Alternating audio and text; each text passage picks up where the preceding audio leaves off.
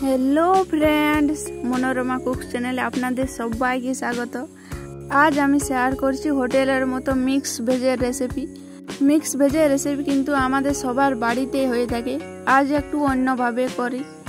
আর আজকে যেটা তৈরি করব একটু হোটেলে যেভাবে তৈরি করা হয় মিক্স ভেজ যেমন রুটি দিয়ে ভালো লাগে, ঠিক আবার ভাতের সাথেও ভালো লাগে।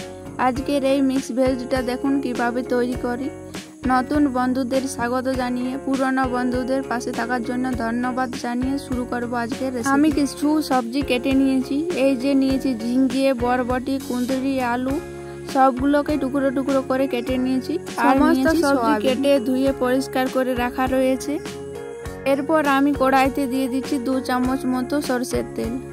তেল ভালো করে গরম হলে আমি এর মধ্যে সবজিগুলোকে একটু ভেজে নেব। এবার সবজিগুলো দিয়ে দিচ্ছি ভেজে নেওয়ার জন্য।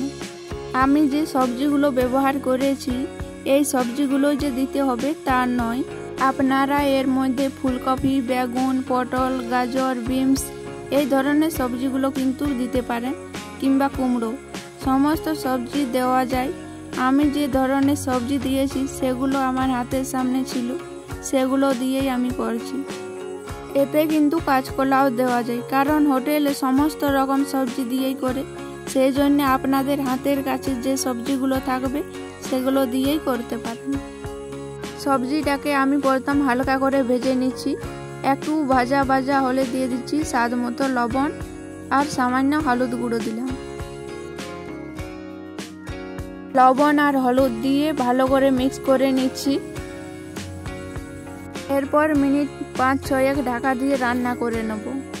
ঢাকা দিলে সবজিটা টুকু নরম হয়ে যাবে, তার জন্য ঢাকা দিয়ে দিচ্ছি। এতে কোনো জল লাগবে না। লবণ দেওয়ার ফলে সবজি থেকে যে জল বার হবে সেটা থেকে সিদ্ধ হয়ে যাবে। 7 মিনিট মতো আমি ঢাকা দিয়ে রান্না করে নিয়েছি। সবজিটা দেখুন বেশ নরম হয়ে গেছে। এবার এই সবজিটাকে কড়াই থেকে নামিয়ে রাখছি। এবার ওই কড়াইটা পরিষ্কার করে নিয়ে আরও 2-3 চামচ মতো তেল দিয়ে দিলাম। তেল গরম হলে দিয়ে দিচ্ছি 2 শুকনো লাল লঙ্কা, 1টা তেজপাতা ও গোটা জিরে।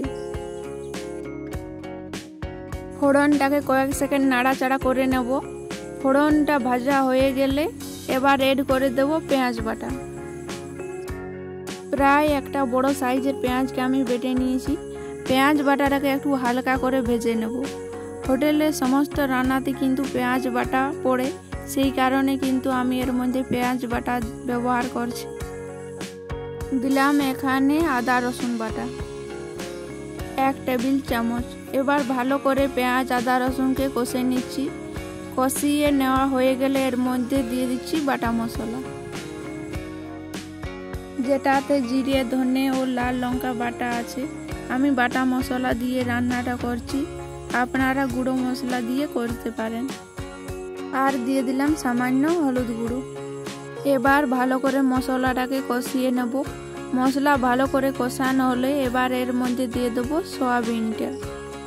মশলা ভালোভাবে কষানো হয়ে গেছে। এখন এর মধ্যে দিয়ে দিচ্ছি মশলার বাটি দেওয়া সামান্য একটু জল। আবার মশলাকে হালকা নাড়াচাড়া করে এর মধ্যে দিয়ে দিচ্ছি সয়াবিনটা। সয়াবিনটা অ্যাড করে দিয়ে মশলার সাথে ভালো করে কষিয়ে নিতে হবে। দেখুন বেশ সয়াবিনটা মশলার সাথে মিনিট 4 সময় ধরে কষিয়ে নিয়েছি, যাতে সয়াবিনের যে গন্ধটা একদমই না থাকে। কষানো হয়ে গেলে এবার সেদ্ধ করে রাখা সবজিগুলো অ্যাড করে দিচ্ছি। সবজিগুলো দিয়ে আমি এই সমস্ত কিছু একসাথে ভালো করে কষাতে থাকবো।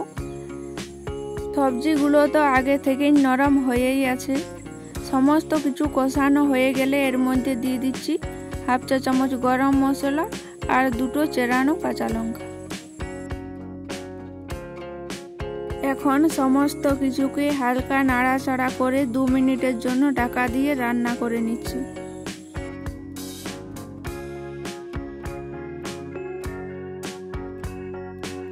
2 মিনিট পর এই যে ঢাকা তুলে নিয়েছি। এখনই দেখতে কতটা লোভনীয় লাগছে। রুটি গরম ভাতের সাথে খেতে দারুণ লাগবে। আমার রান্নাটা অবশ্য হয়ে গেছে, এবার নামিয়ে নেব। আশা করছি আপনাদের ভালো লেগেছে।